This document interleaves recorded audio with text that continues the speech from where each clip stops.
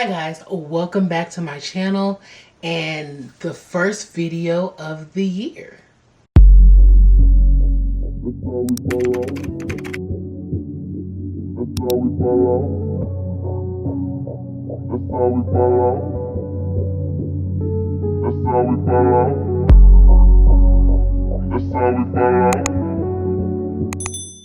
Happy 2025. I know it has been a while since I've uploaded a book video for those of you who enjoy that content. The last discussion we had, I was telling you guys what I read for the month of October and what I plan to read for November. Things got busy and I looked up, it was like October 7th and I was like, who cares? Who cares? So what I have done, for those who do care, I have combined my November and my December wrap up. So stick around to see if I actually read what I said I was going to read in November, because remember, we were doing pretty good. All right. So the first on the list, I did say that I was going to read Pumpkin Spice Cafe, and I actually did. I picked up this book, I want to say literally November 1st. It was the first book that I read for November, and I rated this a 3.2. I have to say, in regards to like spice, I'm gonna have to say this was like a 2 out of 5. I would not say this is a spiceless book. It's definitely something that I would not give to a child, but it is kind of more so cute and cozy. I am a dark romance reader, so I think my scale might be slightly different than most people in regards to how spicy or how much intimacy they feel is in a book. But for me, again, this was like a 2 out of 5. So basically, this takes place in a small town. It kind of gives like the Gilmore Girl vibes. This lady was working in the big city. Her boss randomly dies. She walks in, she finds him, she's traumatized. Her aunt's like, hey, I'm ready to retire. I have this Pumpkin Spice Cafe. You can go ahead and take over my cafe. She comes back to town. She's taking over her aunt's cafe. All these crazy things are happening, like it's trying to kind of push her out of the cafe. She meets this guy. He's a townie. He's like kind of like a grumpy guy. Get the whole grumpy sunshine thing, even though we really wouldn't call her sunshine. And he's like, okay, well, I'm gonna help you figure this out. So it is, for all intents and purposes, a love story. There is not much plot. It's not a whodunit type situation. It fizzles really quick. In my opinion, it's very insta-lovey, and for it to be, I want to say this is like a 355 page book. We didn't need insta love. Like there was plenty of time to develop the feelings. Let me see, what else would I say? I do have to say that I did go ahead and I bought The Christmas Farm by this author. So she does like seasonal type books. She has the cinnamon bun, the cinnamon roll bakery, the Christmas tree farm. I've kind of decided that I don't think these books are for me. Yeah, they do the whole cute, cozy vibe, but there's just not enough substance for me. If I do decide to read the Christmas Tree Farm, it will probably be next year, but it may just end up going to the little free library. Comment down below if you have read the Christmas Tree Farm and if you've read Pumpkin Spice Cafe and what your thoughts were. So yeah, on to the next one. Book number 2, I do not actually have a physical copy of. I used a borrowed Audible from the Hoopla app. I'll have that information down in the description, where you can get free Audible and ebooks, and it's through the library. I believe it's Los Angeles Library, if I'm not mistaken, and I believe anyone can get it, but don't quote me on that. They may have changed some rules. That's neither here nor there. So I did Lights Out by Vanessa Haven. Oh my gosh, I was not expecting much out of this book. It is considered a dark romance, but it was so good. I heard several times that the Audible was really good, which is why I made a point to listen to it. I couldn't even get out of the Audible. I literally could not turn a single page in my Kindle to consume this book. I was so into the Audible. This has to be one of the best Audibles I've ever heard. And it goes from the chemistry of the characters to it being a dual POV, and I just can't explain. And it was so funny. The book was so good. So despite the fact that the Audible was really good, I have heard of but had never experienced at that point a rom-com dark romance, which this very much was, because it wasn't like corny jokes. It was like hilarious. Like, I found myself laughing out loud several times in Lights Out. And I was so shocked. So I gave the book 4 out of 5 stars. Okay, I'm going to tell you why. Spice is a 4 out of 5 because it is a dark romance, and they did kind of go there. There was a heavy dose of spice. The only reason why I couldn't give it a 5-star is because I did feel like there was a little bit of dragging along, and I felt like some of those parts we really didn't need. It could have been cut, and then it would have been literally perfect. It would have literally been perfect. As far as like the characters, I got the gist of the characters. I understood, how they feel, why they were interested in everybody. I just think that everything was done really well in this book, and I highly recommend. There are trigger warnings. Make sure that you check them.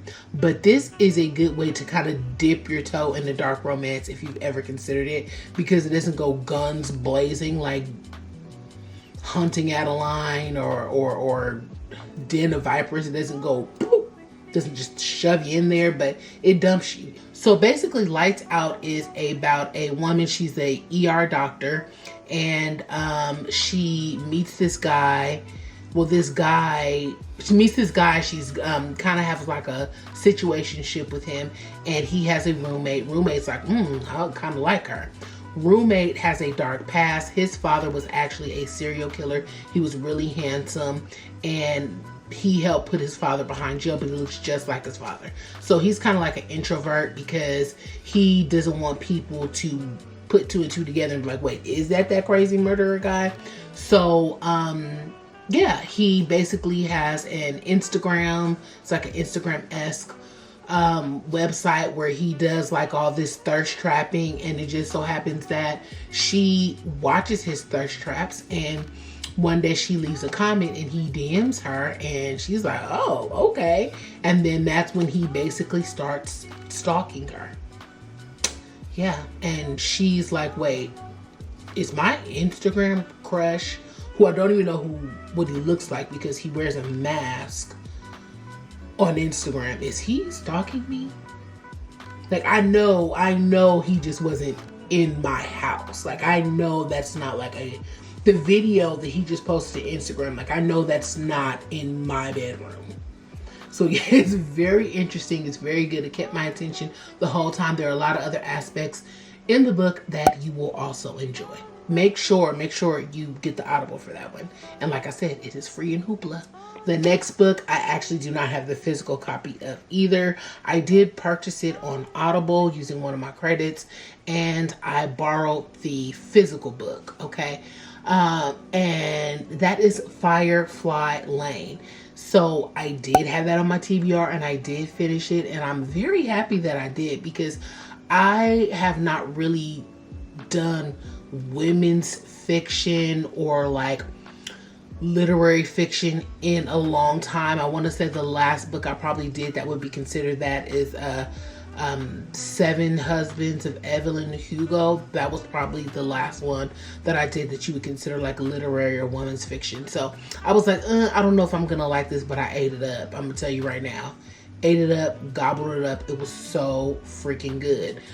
It was so like heart-wrenching. So Firefly Lane basically follows 2 girls who basically grew up different. One with a mother and father, very much present and responsible in her life, and one with the mom who's kind of here today, gone tomorrow. And it basically follows them through childhood, college, or high school, college, and when they get older, and it just kind of shows you how their relationship grows, change, and how they go through everything. And I know you're like, okay, but it's good. the things that happen, the way the characters are written, it's very good. For me, it gave very much like My Girl, like that era, a lot of it to me. I will say that I did start watching the show, and I personally feel like you should definitely read the book before you watch the show, because you need both. In my opinion, the show adds things into one of the main characters' lives that I felt was missing in the book, that I think would have made the book more enjoyable. However, the TV show downplays things that were really brought to the front in the book that help you better understand why people felt certain ways. So I kind of feel like for the first time you need both.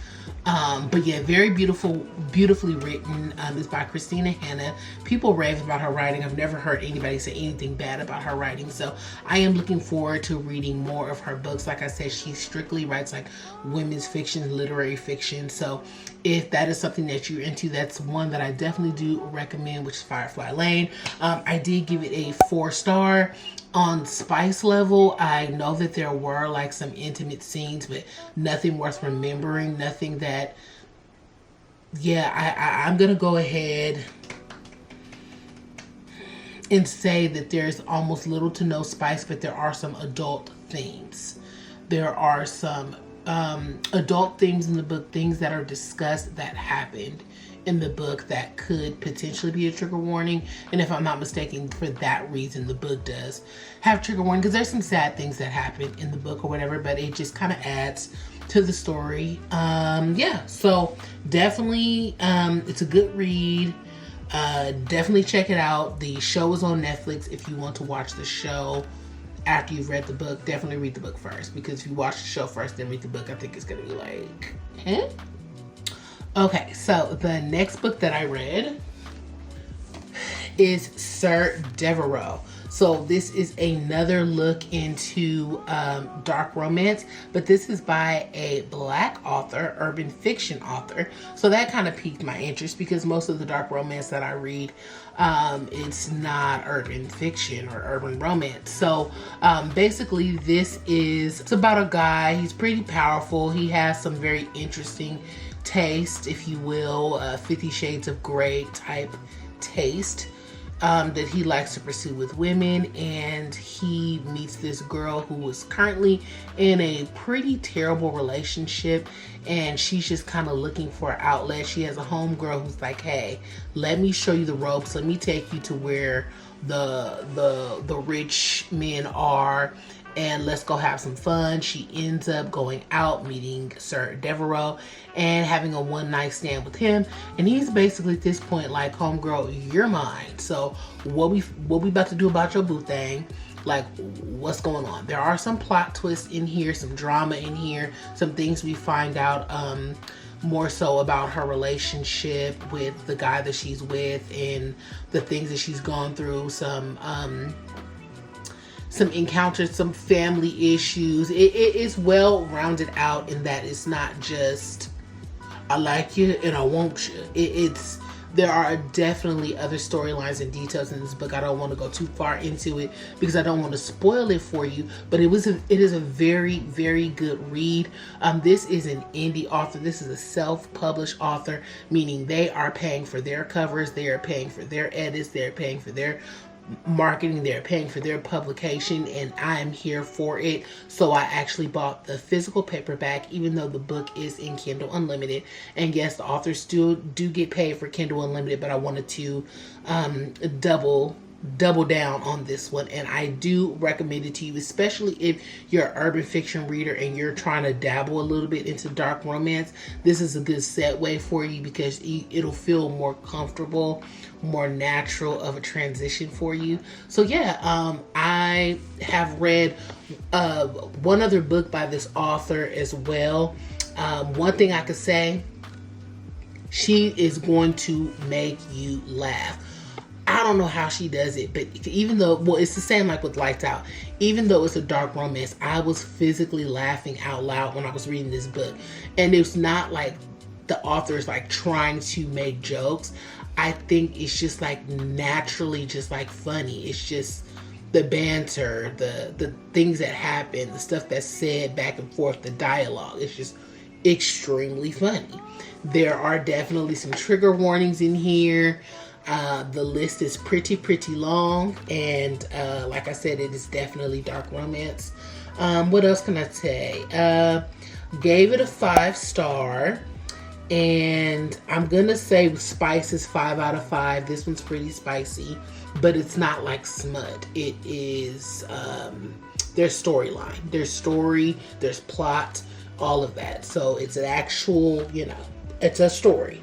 Yeah, so that's it gives Eyes Wide Shut type vibes. If you've ever seen that movie with Nicole Kidman and Tom Cruise, yeah, it gives kind of like Eyes Wide Shut. That's like the type of vibes. If you watch Gossip Girl, it gives very much that little club that Chuck was in when he tried to save that girl. That's all. If you don't watch Gossip Girl, that ain't gonna mean nothing to you. But anyways, that is this book, guys, and again, highly recommend.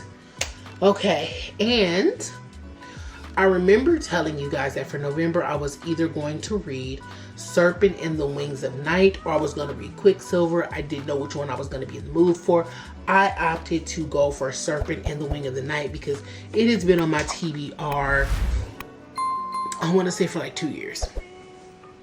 This author is no longer indie, but this was also an independent author, paid for their own covers, edits, everything else, and this book was just raved about, and it was a TikTok sensation, and I did not know what to expect because a lot of the times TikTok will blow up a book and it just will not meet my standards.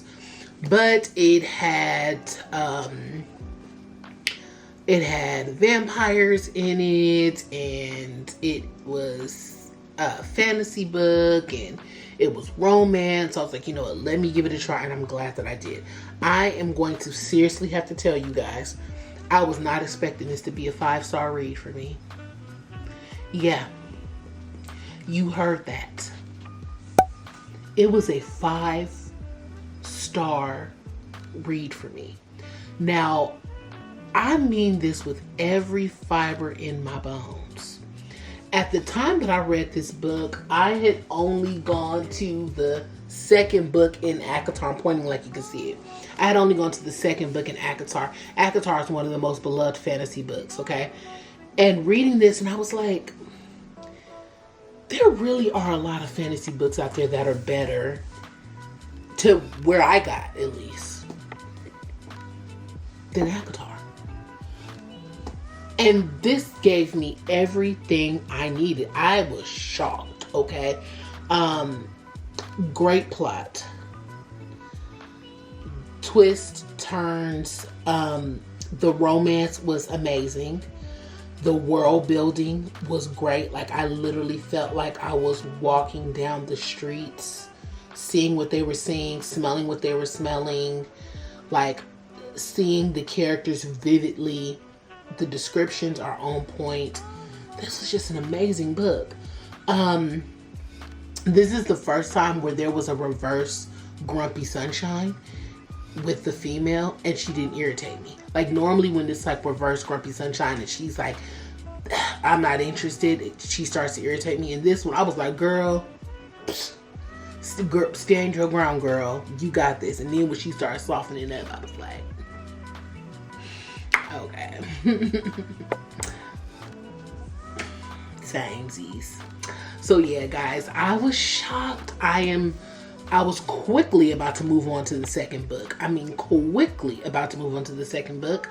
And I didn't buy the third. I swear I remember in the vlog pointing to the third, and I was like, guys, I'm not buying the third because I haven't read the first or the second yet. So I'm actually going to read the second. I am hearing that the third book was picked up by a traditional publisher and follows a different character, a different romance, and I have seen 2-star ratings. And they were saying like, and I don't want to spoil that for you, but who cares? You guys don't even know the title of that third book yet. If you do, They were saying like it didn't even sound like the author anymore. Like it basically like somebody stepped in and edited the story and edited her style of writing to the point where it just didn't hit the way these did. So with that said, I'm going to spread out and savor reading that second book because clearly I may not like the third. So yeah, I do highly recommend this series thus far based on what I've seen. The Serpent and the Wings of Night. This is book 1 in the Crown of Nasia novel. As far as like understanding the world building and everything, I think the author did a pretty good job. I have been reading fantasy for a while, so it might be a little bit easier for me to understand the magic system, but this is not an extremely complicated magic system. You just kind of have to remember the different legacies, if you will, and yeah, that's about it. So check this baby out. All right, and I believe that is all I read for November. That's 5 books, which is amazing. I actually completed my entire TBR. All right, on to December. So December, you guys were not aware of what I plan to read because I did not actually publish my December TBR, what I plan to read video. However, we do know that I said that I was going to read Quicksilver or Serpent and the Wing of the Night, so it only seemed right that December would involve Quicksilver. All right, so I actually did read Quicksilver. I borrowed this bad boy, which I will be returning this week, and I had pre-ordered the Audible, and I actually waited to read this book until the Audible came out. And it was hard because everybody was raving about this book, and I was like, I'll be the judge. I'll be the judge of that, okay? Let me tell y'all, this Audible was so freaking good. This Audible was so good, okay? I was listening and I'm like, oh my gosh, I love Kingfisher. Yes, stupid name. I give it to you, stupid name. But I was like, I like Kingfisher. And as he's talking, I'm like, where do I know this voice from? Like, this voice feels so familiar and silky, and the lines just hit. Like, the person that was reading for him, they said them lines with their chest. And I'm like, dude, who is this? Turns out it is the same guy that talks for Rhysand in the dramatized version of ACOTAR. So I was like, okay, that makes sense. But yeah, it was so good. I actually ended up rating this book a 4-star. The spice, I'm going to go ahead and say, was like a 3.5 out of 5. It did have some, spicy scenes in there. I mean, they were all over each other basically. But yeah, this was really good. What I can tell you is I'm shocked that this author has never written fantasy before. This is actually a dark romance author, and she just decided to dabble in fantasy, and she hit the ball out of the park. The second book comes out some point. I don't know, but it's nowhere near. And I'm like, but anyways, yeah, extremely good Audible. Trust me, look on TikTok and hear the clips of the Audible. It is a very good Audible. It might help if I told you a little something about the book. Sometimes I like you guys to go in blind, but basically, I have to make sure some of this is even in the, gosh, there's not even, you know what, guys, this book doesn't even have a description. Like, I'm looking in it, and this is the indie copy, so she could have changed that with the I can't. The author wants you to go in blind. There is literally no description here. It just says, strike the deal, pay the price. And on the back it says, the devil is in the details. If this is the way the author wants you to go into the book, I have to respect that. So it is a fantasy book. It has fairies. it has world building, it has love, and he's crying silver. Sorry guys, that is the way Callie Hart intended it to be. So I'm just gonna roll with it and not give you guys any details on that. But yeah, check out Quicksilver. For the sake of the holidays, I wanted to go ahead and read a Christmas book. And I had planned to read 2 Christmas books released by urban fiction authors, but I didn't get around to it. And this has been on my TBR since last year. I bought this book either last year or the year before to read for Christmas, and I didn't. So I was like, you know what? My library loan for the Audible came up, and I was like, let's do it. It's Wreck the Halls by Tessa Bailey. I have read 2 books by her before. First one is It Happened One Summer. I gave that book like 5 stars, if I'm not mistaken. It was extremely funny and everything I needed. I mean, I literally was laughing out loud. I love the storyline it kind of gave. It kind of reminded me of The Town. I Know What You Did Last Summer. I feel like it was in the setting like that. It was just everything, the vibes. So I read the second part of that series too, Hook, Line, and Sinker. It wasn't as good, but I was like, okay, it's still cute, it's still cozy. I still okay. Read this one and it fell flat for me, guys. It wasn't really funny. I felt like the female character was like a little whiny, a little delusional. The main character, I felt like he was just overly weird and not worth her time. And I don't need kink in my Christmas story. And there was like, it just seemed like she was in the middle of writing this book, and they were like, hey, we think it would be great if you did a Christmas book this year. And she was just like, oh, okay, I can change it to be winter. I can say there's a big Christmas benefit, that's the deadline, and we can throw in a snow fight. Voila, here's your Christmas book. That's what it felt like. It just seemed like...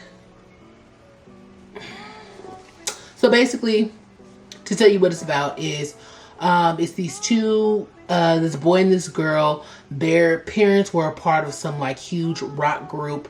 The rock group separated and they don't talk, they don't speak. But of course, because the group is so well known, the kids have always been thrown in the spotlight all while growing up. Their parents don't talk, so they literally have no physical interaction or contact with each other, yet somehow are in love with each other. They met one time for 5 minutes when they were 14, yet they've been in love with each other this whole time. They're now grown. They've been approached by a TV station to try to get their parents together for this reunion show that's on Christmas Eve. So that's what they're trying to do this whole book. They're trying to get their parents to agree to perform for this show and deal with the fact that they both are secretly in love with each other, even though nobody understands how.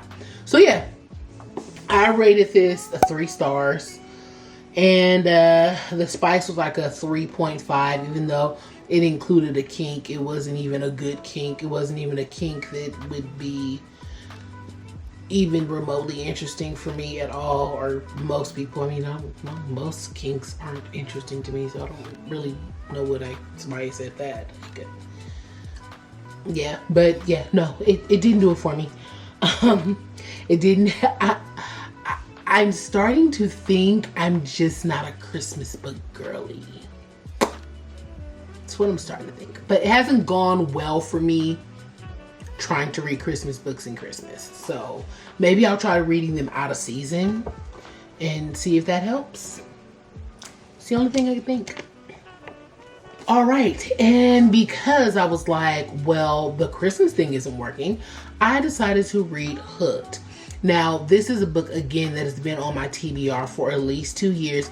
Basically, this author writes retellings of famous fairy tales, but she switches it to where the villain is the main character. So of course this is Hooked. So this is the story of Peter Pan, and you would think it's not fantasy. It is just, I guess it's supposed to be dark romance, but child, ain't nothing dark about it. It's just romance. So basically this guy, his name is Hooked. He does have a ship, but that's not like what he does. He is like in the business. Okay, and he's like this rough, tough guy, and he wants to get revenge on this dude named Peter Pan, who has done some vile things to him. And he has a daughter named Wendy, who he has decided that he is going to take out his revenge on this man's daughter. And throughout that, they managed to fall in love. So yeah, to me, it was not a retelling in any kind of way. The only thing they really did was they found a way to incorporate all the names from the book, from the story into the book. So like her name's Wendy, her dad's name is Peter. The guy's name is like James, but they call him Hooked. There's an assistant in here named Tinker Bell.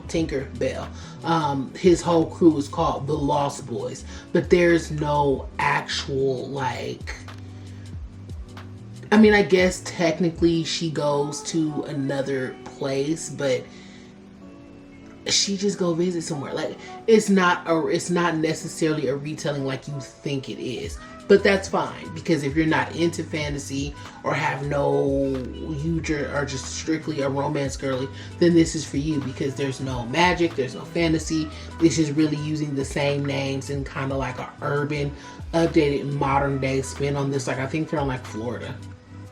And I think Hooked is from like London, but they're like in Florida. Like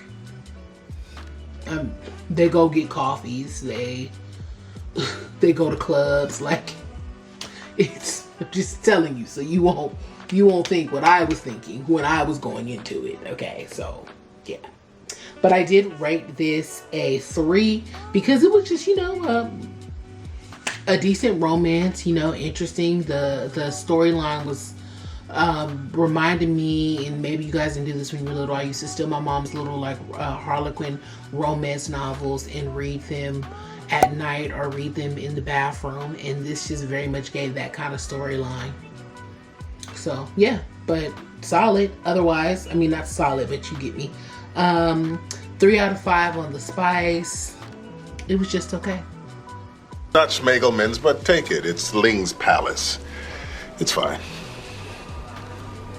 It's just fine. Just okay. She also has Scarred, which is like Scar from The Lion King. She has Wretched, which is like the evil witch from Wizard of Oz. Hexed is the newest one, and I think that is Ursula from Little Mermaid. So if you guys are interested in that, knock your socks off. There you go. All right, so moving on from that, in December, I read a book called Trick Shot. It's a little novella. It was, I thought, a hockey romance. I don't know where I got that from. Probably some TikTok or some YouTube video that I completely misread. But basically, this was smut, okay? It was smut. Homegirl is going home for the holidays. Her flight gets delayed. She meets this dude at a bar. She thinks that he's this famous hockey player. Really, he is the famous hockey player's twin brother. He convinces her to come back to his place and rendezvous with him and his roommate, who is a man. She's BBW, and the dude is also, what do they call it? BBM? What do you call a chubby man? I don't know. So you have two main characters that are both plus size, and they rendezvous, they fall in love. There's really not that much of the story. It is a novella. I want to say it's like 200 pages, lots and lots and lots and lots and lots and lots of spice. It is purely smut.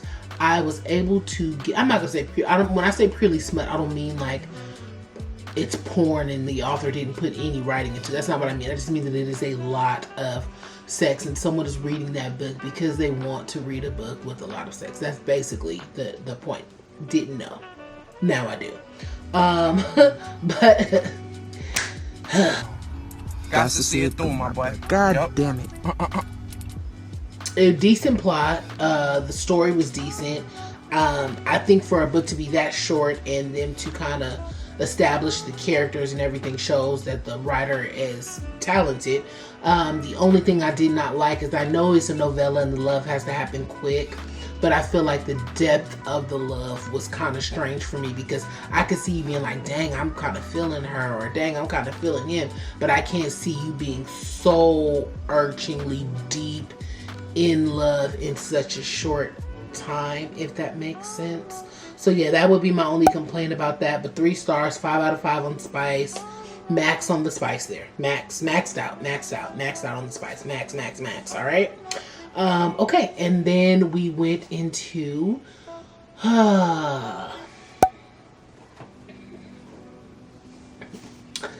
Daydream.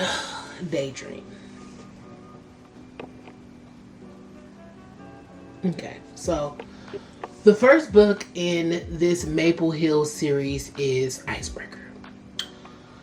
Red Icebreaker, which is Anastasia and Nate, okay? We read their story, okay. The second book is Wildfire, which is Russ, who is from Icebreaker, and a new chick, Aurora, okay? Whatever. They're at a little summer camp, boom. Check out my October review video for the details on that book. So this is the third book. This is Henry. Henry was an Icebreaker originally, but Henry was also had an appearance in Wildfire, and this is his book. Please understand that until I bought this book and actually stared at it, I did not know that Henry was black. Because there was nothing, in my opinion, that alluded to the fact that Henry was black in any of those books. Maybe I missed it. Maybe it just didn't stand out to me. Maybe it was so much white in the book that I didn't notice. I don't know. That's not that big of a deal. I don't have a problem with the fact that Henry's black. Whatever. What I can say is the characters in this book all seem interchangeable. So it's like Nate at this point has now been in 3 books. There's no characteristics of Nate that stand out to me. Henry has now been in 3 books. Henry in this book was very robotic and like they really like played up his disability or autism or whatever it is that he's diagnosed with. There was no diagnosis, but whatever they're alluding to him having. I'm not that versed in this to know exactly what it is that he has, okay, or has been diagnosed with. But anyways, he's fully functioning. I mean, he's in college. He's captain of the hockey team. But it was like he was like not picking up on social cues. Like he was confused if someone asked a question, but he was not like that in the other 2 books. In the other 2 books, he always seemed to be ahead of everything. Like he understood stuff faster than everybody else. He helped them figure out what they needed to do or how they needed to get themselves together. But in this book, he was just kind of like, huh? What was that? I don't know. And it was just so annoying. Then it's like there are certain stereotypes that we see constantly in movies and in books, and I feel like they play it out in this book. This guy has managed to become the captain of the hockey team. He's at a prestigious university. He's in, I believe, his senior year, but it takes him meeting a white girl to understand how to read. Like he knows how to read before she has to like highlight key information in the book so that he can read it and retain the information. She has to help him study and write his papers for his class so he doesn't fail. And it's like, that literally makes no sense. His parents are doctors. He is wealthy, and you're telling me that no one... Whatever, okay. The other stereotype that many of you may not have noticed, but it happens in films, it happens in books, where if there is a gay person, the gay person is also always a person of color. It's like a two birds, one stone type of thing. Like, okay, we need someone that's gay, we need someone that's a person of color. Okay, so, and it's usually always someone that's Asian or someone that's black. Okay, we're gonna make the Asian woman gay. We're gonna make the black man gay. In this case, Henry's mom, the black mom, black people, they're gay. He has two moms. Fine, whatever. You want representation? Okay. It just was like, it could have been a little bit different. We could have seen something different here. And yeah, of course, she's chubby. But she's brutally hot to everyone around her, except for she doesn't know it. She comes into the book with low self-esteem, and it takes Henry telling her that she has the best ass in LA for her to suddenly feel herself. And it's just like, I can't do the chubby girl with the low self-esteem and the man helps bring her out of her shell. I can't do the white savior to the successful sports player. It's like, it's just too much. And then I told you guys in the other two books there were daddy issues, and it was daddy issues in the first one, daddy issues in the second. Guess what? No daddy issues, but we have mommy issues. Some people just have amazing parents, and it's okay. And I get that maybe she said she puts a piece of herself in all of her writing, but it's like, I don't always need there to be a dynamic with the parents. I don't always need there to be something to solve with the parents. I just, it's been present in 3 books. It has literally been the storyline of every female character in these books, and it's just like,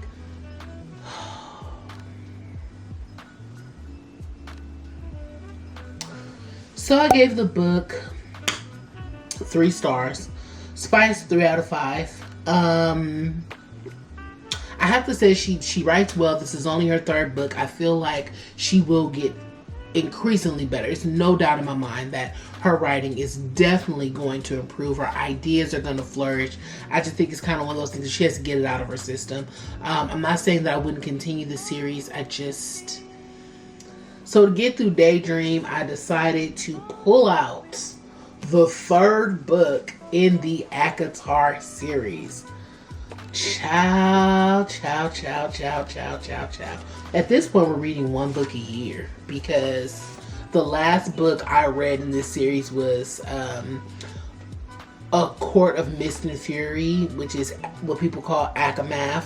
The first book, ACOTAR, is A Court of Roses and Thorns. So when you hear those abbreviations, this is because people just don't want to say all this. So this one is referred to as ACOWAR, but it's basically A Court of Wings in Ruin.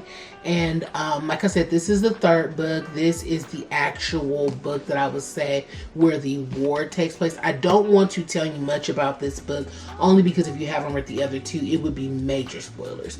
But I will say this, out of the 2, out of the first book and the second book, the 3rd book to me is the best, which is, most people love that second book. Child, teach his own.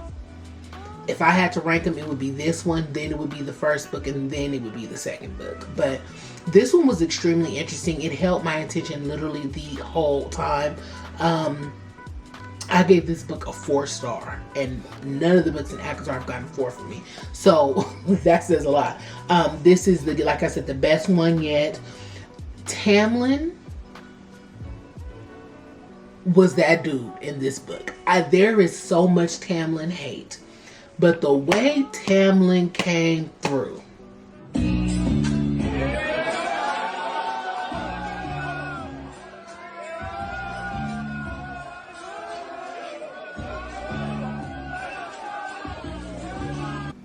okay, I'm just gonna say, in one scene in this book, Tamlin strolls in the room and reads everybody for filth. I mean, left no crumbs, okay? Left no crumbs. I said, well, that I was listening to the Audible, the dramatized Audible in the car when I had to clutch my pearls. I said, oh, excuse me, Tamlin. This is the Tamlin we needed in book 1, 2. Thank you for showing up in book 3, okay? So that's all I'm gonna say. Everything all tied up together. Like everything that you were wondering about, all the loose ends just came together in this book. And she is a really good writer. Everything just kind of pulled and came together, and the world building and the found family. It's just, the book was done so good, and it makes you want to continue the story of the next sister Nessa, because it's like, I want to know what is going on. I'm going to skip the little Starlight, A Court of Frost and Starlight. It's like a little novella. I'm skipping it. Don't care. It's like a Christmas story. We know I don't have a good luck with Christmas stories anyways. Plus, pretty much Farrah and her guy are wrapped up in this book. So yeah, I gave it a 4-star. Spice is like a 3 out of 5. Let's see. I will say though, towards the end, it kind of feels like she just started making up stuff. Like, in the magic system wise, it's like, oh, okay, well now you can tap your foot and hum, and the sky's gonna open and the portal's gonna, I'm making it up, but it's like, it just seemed like it was like loopholes were just coming out of nowhere. But whatever. So yeah, we got through the chunky. I already have the other, I already have Nessa's book. When I'm gonna read it, I don't know, because this series is still ongoing. This is book 3, there's the novella, which is 4, this is book 5, and then I want to say there's like 6 or 7. I don't know. But she basically told y'all, like, it ain't happening no time soon. She said she got other stuff to write. And she just gave us A Court of Silver Flames, I think it's called, last year or the year before last. So it's like traditionally published, and they're not pumping them out like that. So whatever, guys, enough rambling. Like I said, I tandem read this. I listened to the graphic audio. It's basically like a full cast of narrators. And when they say things like, I walked in the room, you hear, I poured me some wine, you hear, I took a sip, you hear, I mean, I ate it up, okay? The dramatized audio for this one, okay, all right, okay. So again, I got it on Hoopla because it is super expensive. Because this book is so big, the dramatized audio was broken up into 3 different audibles, each audible $14. That's if you use your Audible credit, okay? Or credit, no, we wasn't doing that. Hoopla had all 3 parts for free, and that's what I did. So guys, that is everything that I read in November and December. So I will put the links down below for Hoopla, Libby, Audible. What else we gonna do? I think that's it. If I think of any other free sites to get reading, but of course a majority of this stuff was on Kindle Unlimited. That's all, guys. Thank you for sitting here and listening to me ramble. Make sure to comment down below if you guys have read any of these. And again, happy 2025.